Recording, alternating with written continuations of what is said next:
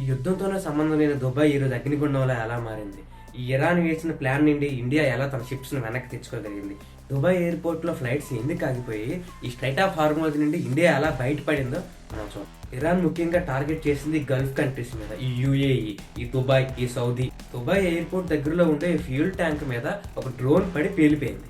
ఇక్కడ నుండే అసలు ప్రాబ్లం స్టార్ట్ అయింది. అప్పుడు ఈ దుబాయ్లో ఉండే ఎయిర్పోర్ట్లో ఈ ఫ్లైట్స్ అన్ని కూడా పక్కనే ఉండే అల్ముక్తం అనే ఎయిర్పోర్ట్కి పంపించారు. మరి ఇండియా విషయానికి వస్తే ఇండియా నుండి దుబాయ్కి వెళ్లాల్సిన ఫ్లైట్లు ఎయిర్ ఇండియా, ఇండిగో లాంటి ఫ్లైట్లు కూడా క్యాన్సిల్ అయ్యాయి. ఒకవైపు చూసుకుంటే ఈ దుబాయ్ వెళ్లాల్సిన ఫ్లైట్స్ అన్ని అయిపోయాయి. మరోవైపు ఈ ఇరాన్ స్ట్రైట్ ఆఫ్ హార్మోజ్ని బ్లాక్ చేసింది. ఈ ప్రమాదంలో ఎవరికేం కాలేదు, కానీ దుబాయ్ వెళ్లాల్సిన ఎయిర్లైన్స్ అన్ని బ్లాక్ అయ్యాయి. ప్రపంచం అంతా ఈ క్రూడ్ ఆయిల్ కోసం, గ్యాస్ కోసం కంగారు పడుతుంటే ఇండియా మాత్రం ఈ స్ట్రైట్ ఆఫ్ హార్మోజ్ ని 2 ట్యాంకర్స్ తో దాటించింది చాలా సేఫ్ గా. ఈ 2 ట్యాంకర్స్ లో కూడా 2700 మెట్రిక్ ఎల్పిజి స్టాక్ అనేది ఉంది. ప్రపంచం అంతా ఈ ఇరాన్ స్ట్రైట్ ఆఫ్ హార్మోజ్ మూసేస్తే ఇండియాకి మాత్రం ఎలా పర్మిషన్ ఇచ్చింది దాని మీద క్లారిటీ ఇచ్చారు మన మినిస్టర్ జయశంకర్ గారు.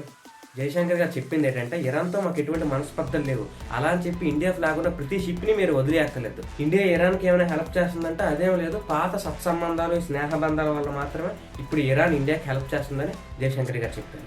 దీని మీద అమెరికా ప్రెసిడెంట్ ట్రంప్ ఏమంటాడంటే, మీరు అందరూ కలిసి రండి, ఈ 20% ఈ ప్రపంచానికి ఏదైతే 20% క్రూడ్ ఆయిల్ సప్లై అవుతుంది స్ట్రైట్ ఆఫ్ హార్మోజ్ ని అందరూ కలిసి ప్రొడక్ట్ చేయండి, రండి రండి రండి. చైనా, ఫ్రాన్స్, జపాన్, యూకే లాంటి అన్ని కంట్రీస్ కూడా కలిసి రావాలి అని చెప్తాను. ఇక్కడ ఒక పెద్ద ట్విస్ట్ తగిలింది. ఈ మిడిల్ ఈస్ట్ కంట్రీస్ లో ఇన్ని యుద్ధాలు జరుగుతుంటే నాకు కూడా పార్ట్నర్షిప్ ఇవ్వండి అని అర్థం పర్థం లేకుండా మరొక దేశం ఎంటర్ ఇవ్వడానికి చూస్తుంది.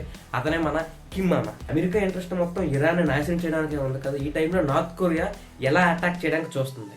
ఇదే టైం చూసుకొని నార్త్ కొరియా 10 బ్యాలిస్టిక్ మిసైల్స్ ని గాలిలో దడా దడా దడా దడా టెస్ట్ చేసింది. దీనికి కిమ్మామ్ ఏమన్నాడంటే, మన ఆయుధాలు చాలా ప్రమాదకరమైనవి, కానీ చూడడానికి చాలా ఇంట్రెస్టింగ్ గా ఉంటాయి, 4-5 దీపావళి ఒకేసారి చూసినట్టు ఉంటాయి అని చెప్పాడు.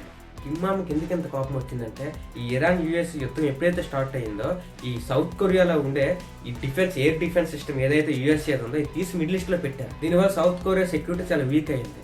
దీనికో చిన్న జిలక్కిద్దామని చెప్పి ఈ కిమ్ 10 మిసైల్స్ ని గాలిలో వదిలాడు. అమెరికా ఇరాన్ పై చేస్తున్న యుద్ధాలు చట్ట విరుద్ధమని ఇరాన్ కొత్త ప్రెసిడెంట్ మోస్తఫా ఖమేనీకి సపోర్ట్ కూడా ప్రకటించింది. కిమ్ ఏమంటున్నాడంటే, ఈ నార్త్ కొరియాను కూడా న్యూక్లియర్ దేశంగా గుర్తించాలంటున్నారు. ఒకవైపు ఏమో ఆధిపత్య పోరు, మరోవైపు ఇగో. చూడాలి ఏం జరుగుతుంది.